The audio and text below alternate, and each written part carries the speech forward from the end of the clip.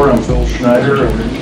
I'm an ex-government worker who worked 17 years in the Black Projects, otherwise known as the Skunk Works.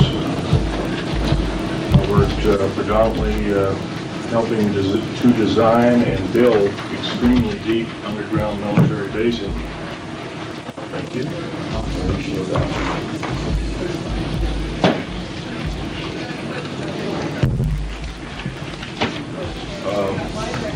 Give you a short overview of my background. I'm a structural engineer, both aerospace as well as military applications. Graduate of University of Missouri as well as University of Manchester, England.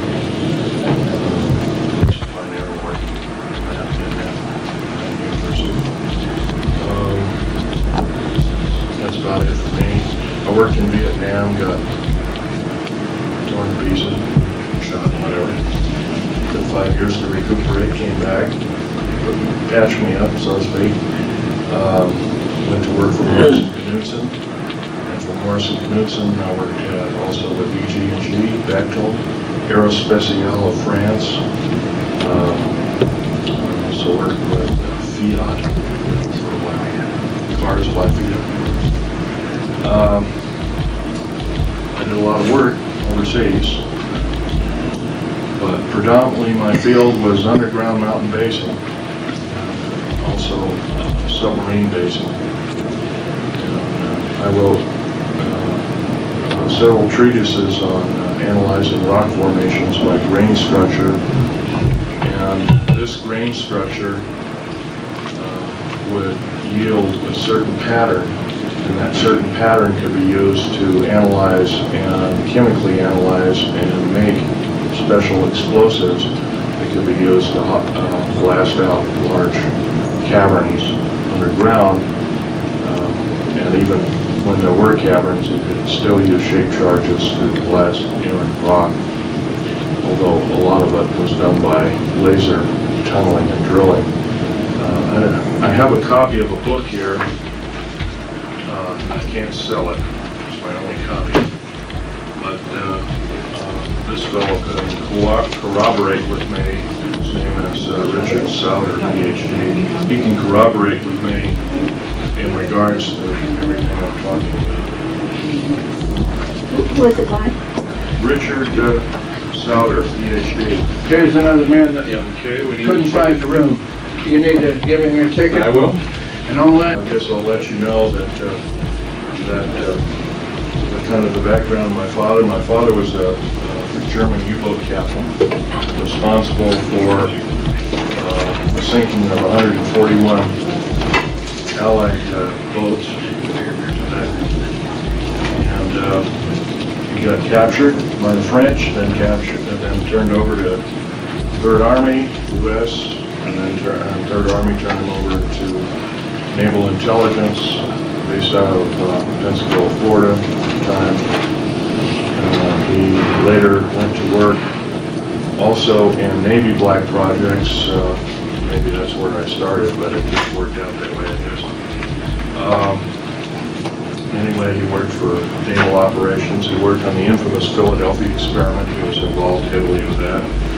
In fact, I have some of his original notes. Get it here.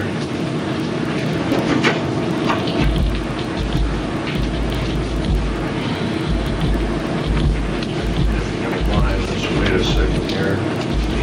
Thought I included them, but I guess I didn't. Strange, they were right here too. Oh, here they are. These are some of the original notes that he had to go to school to learn them at Berkeley. They were discussing things like element 104, 105 way back in 1950, so obviously that school was a little more accelerated than schools normally of that particular day, both in atomic physics and also in time variancy. Anyway, my father continued to work in the U.S. Navy up until a couple of years before he died. He died 2 years ago, 1993, May of '93. But his main contribution, other than the Philadelphia experiment, was that he was one of the principal engineers of the first nuclear submarine, the USS Nautilus.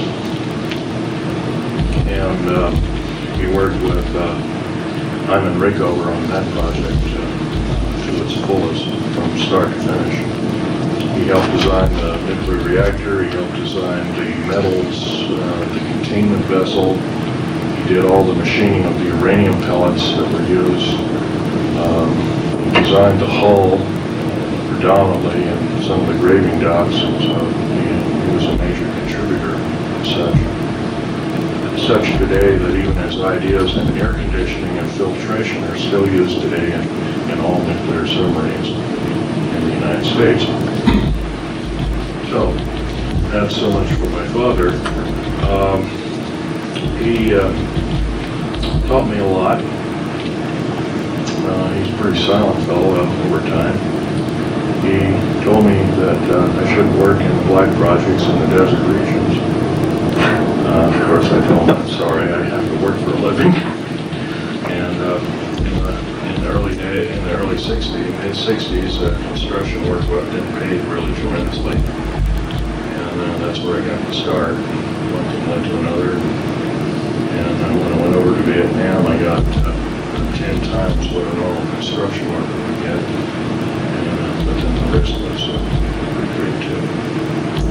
And when I got hurt and recuperated some 5 years later, I got hurt in 1970, and by 1975 I was bouncing around again. And so at that time I went to work for a number of contractors who were primarily underground base builders. And of course, I might give you a brief overview. The first underground bases were basically old gold mines. Just the tunnels were already there. The first missile base, as a matter of fact, I believe it was in northern Montana. It was an old gold and silver mine. And the missiles are still in the old air shafts. The air shafts are re-drilled out and everything. They made a semi-hardened missile base out of an old gold mine, which is kind of unique, seeing Malaysia. Well, first, basically, the main part of the talk will deal with what I faced underground. Is there anybody here that is in the frame of mind that they can't take gore or that kind of thing? If there is, there might be a problem because I'm going to get rather graphic. I don't like it, but I can take it. Okay, I'll tone it down a bit, but obviously, this workshop basically is everything that I missed in the main talk yesterday, and of course it's pretty hard to cram 3.5 or 4 hours talk in 15 minutes.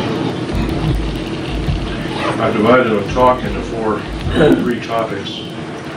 I'm going to talk about dumb bases, deep underground military bases, call them dumb bases. Right now there are 131 of them, 129 are fully operational. Each one averages about 4¼ cubic miles hollowed out underground at an average depth of 5,000 feet down. Now, of course, some of them are shallower, some of them are deeper. They're strategically located.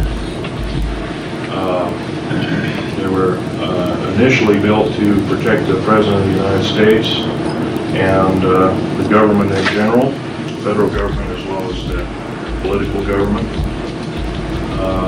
Somehow